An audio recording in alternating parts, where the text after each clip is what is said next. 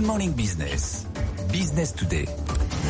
Va-t-on avoir trop de GNL en Europe? Cette question, on n'aurait pas imaginé la poser il y a seulement 12 mois. Eh bien, c'est celle que pose le groupe de réflexion IEEFA, Institute for Energy Economics and Financial Analysis, dans un rapport qui a été publié la semaine dernière. En 2030, la demande européenne de GNL n'excédera pas 150 milliards de mètres cubes, alors qu'on aura des capacités à la hauteur de 256 milliards de mètres cubes. Ça fait beaucoup, Philippe Berterottière, PDG du groupe GTT. Vous fabriquez les membranes cryogéniques pour le transport du GNL. Est-ce que ça veut dire que le cours du gaz va s'effondrer d'ici 2030 ? Alors non, je pense pas du tout.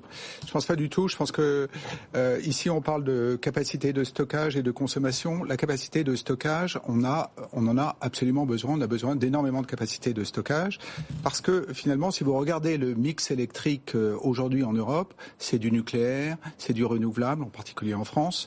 C'est des énergies qui ne sont pas stockables.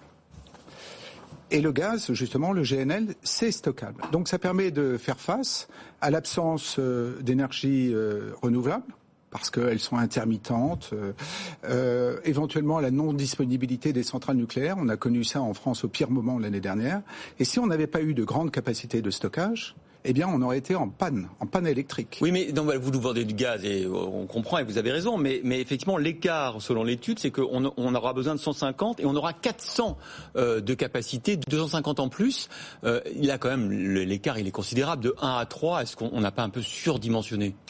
En fait, on regarde les réservoirs de GNL fonctionnent toujours comme ça. On utilise 30% à 40% de la capacité, et ce sont les acheteurs, les sociétés, les énergéticiens qui réservent ces capacités énormes de stockage, justement pour faire face à la pointe, pour faire face à une situation critique où on a besoin d'énormément d'énergie. Donc votre business, il est pas menacé là par cette étude, parce que vous avez des très bons résultats, notamment au T3. Vous venez de les publier. Ça va continuer comme ça sur ce rythme-là ? Mais ça va continuer tout à fait sur ce rythme.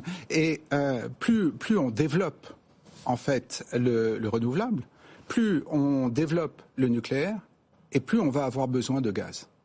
Justement parce que... Pour l'intermittence. Pour faire face à l'intermittence et parce que c'est stockable. Mais certains nous disent que c'est plutôt l'hydrogène qui va permettre de stocker, ou les batteries. Vous avez investi aussi dans l'hydrogène. On investit dans l'hydrogène. L'hydrogène, il faut énormément d'énergie pour produire un hydrogène vert. Cette énergie, en Europe, on l'a assez peu.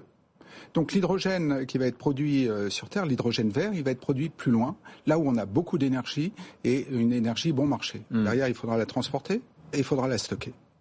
Bon, c'est un autre sujet, mais l'hydrogène est une énergie qui viendra, qui va prendre sa place, ça va demander du temps, c'est plus long, mais dans l'immédiat, pour faire face à un certain déséquilibre de notre mix énergétique, il nous faut le gaz, et il nous faut de très grandes capacités de stockage. Si on vous comprend bien, Philippe Berterottière, la conclusion de cette étude, vous faites pas du tout la même conclusion, vous, du factuel de cette étude. Vous dites heureusement qu'on a ces surcapacités, c'est ça qui nous permet justement de pivoter. Absolument.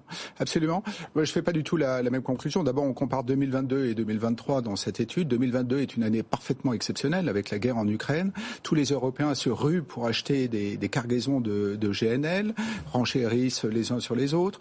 Ils font face à ça. Il se trouve que l'hiver 2022-2023 est un hiver plutôt clément. On utilise assez peu les ressources. On utilise les ressources. Dès que les niveaux dans les stockages baissent, on achète immédiatement une cargaison pour le remplir. Donc 2022 a été une année extrêmement haute en termes de consommation de GNL. 2023, les réservoirs étaient pleins. Bon, on a consommé la même quantité qu'en 2022. C'est déjà très bien. Est-ce que vous prenez quand même pas trop le risque de trop miser sur le GNL et le gaz, parce que c'est quand même pas une énergie décarbonée, et donc à terme il faudra quand même s'en passer. Je suis parfaitement d'accord avec vous. Ce que je constate, c'est que chaque année, la planète utilise plus de charbon que l'année précédente, plus de pétrole et plus de gaz. C'est-à-dire que les énergies fossiles continuent à croître. C'est une mauvaise nouvelle. Maintenant, il faut être très pragmatique. Qu'est-ce qu'on peut faire pour lutter contre ça ? La première chose qu'il faut faire, c'est lutter absolument contre le charbon. Vous passez du charbon au gaz, vous divisez par 2 vos émissions de CO2. Vous supprimez les oxydes de soufre, les oxydes d'azote qui sont extrêmement mauvais pour la santé. Divisez par 2 les émissions de CO2, rien Rien d'autre ne peut vous permettre d'arriver à un tel résultat.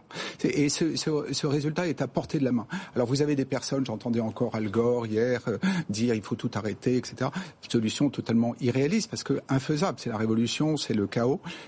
Mais si là, passer du charbon au gaz, c'est quelque chose de possible. On a vu qu'on pouvait remplacer le gaz par tuyau venant de Russie par du GNL quasiment en quelques jours. Ouais, ça, c'est incroyable. Ouais.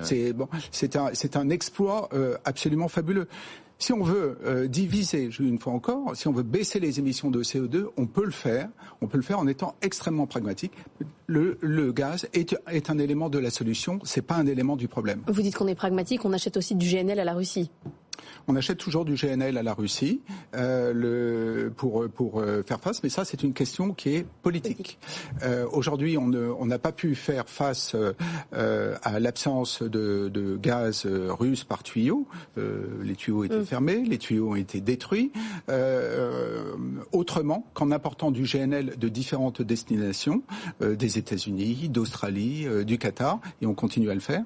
Et c'est justement d'ailleurs parce qu'il y a une multiplicité de vendeurs que la possibilité de l'acheter aux Russes devient acceptable. C'est qu'ils ne sont pas en situation de nous tenir comme ils le sont avec un gazoduc. Une dernière question. Pour GTT, c'est quand la date du point de bascule? Parce que vous êtes capable de transporter des gaz liquéfiés, donc que ce soit du GNL ou peut-être demain de l'hydrogène.